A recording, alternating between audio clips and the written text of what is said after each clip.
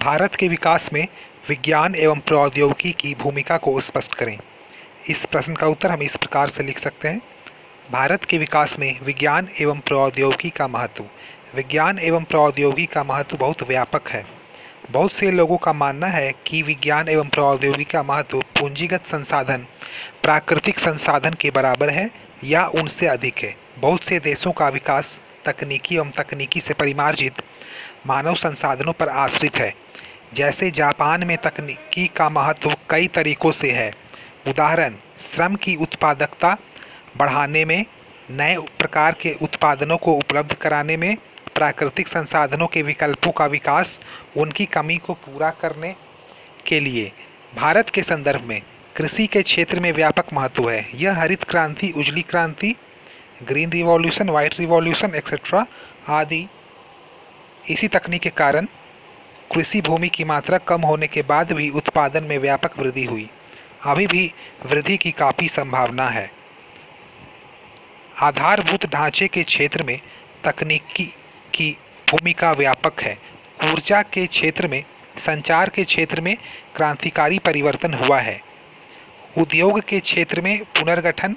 पिछले दशक से भारतीय उद्योग का तकनीकी आधुनिक और पुनर्गठन हुआ है। इसका एक पहलू है अंतर्राष्ट्रीय स्तर पर प्रतिस्पर्धात्मक बनने की कोशिश और नवीन उत्पादनों का विकास।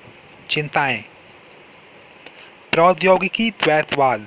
समाज का एक बड़ा वर्ग अब तक विकास के लाभ से वंचित रहा है, विशेष रूप से ग्रामीण इलाकों में। शहरों में कुछ हद तक इस दिशा में कोई उल्लेखनीय कदम नहीं उठाए जा सके हैं। भारत में मुख्यतः आयातित और विदेश से प्राप्त तकनीक का प्रयोग हो रहा है। भारत का अपना तकनीकी आधार सुदृढ़ नहीं हो पाया है। इस कारण कई क्षेत्रों में भारतीय परिस्थितियों के अनुकूल तकनीकी का विकास नहीं हो पाया है। उदाहरण, औषधीय क्षेत्र में भारत में तकनीकी मानव शक्ति की संख्या तेजी से बढ़ी है, परंतु उसकी गुणवत्ता अच्छी नहीं मानी जाती है। वैज्ञानिक तकनीकी डिग्रियां जो छात्र हासिल करते हैं उनकी संख्या अधिक है, लेकिन क्षमता सीमित है। उनकी एम्प्लॉयबिलिटी पर सवाल उठाए गए हैं। विज्ञान तकनीकी अनुसंधान में भारत की स्थिति कमज़ोर है। विशेष तौर पर निजी क्षेत्र की भूमिका सीमित है। सरकारी क्षेत्र में विकास हुआ है, परंतु औसत गुणवत्ता अच्छी नहीं मानी जाती है। आधारभूत ढांचा। भारत सरकार ने वैज्ञानिक आधारभूत ढांचे के विकास के लिए बहुत से कदम उठाए हैं। सरकार के अनेक विभाग विज्ञान एवं तकनीकी से जुड़े हैं, जैसे DST, DSIR, DAE, DOS, DBT, MOES। ये विज्ञान और तकनीक पर केंद्रित विभाग है। आयोग और अन्य संस्थाओं की स्थापना की गई है।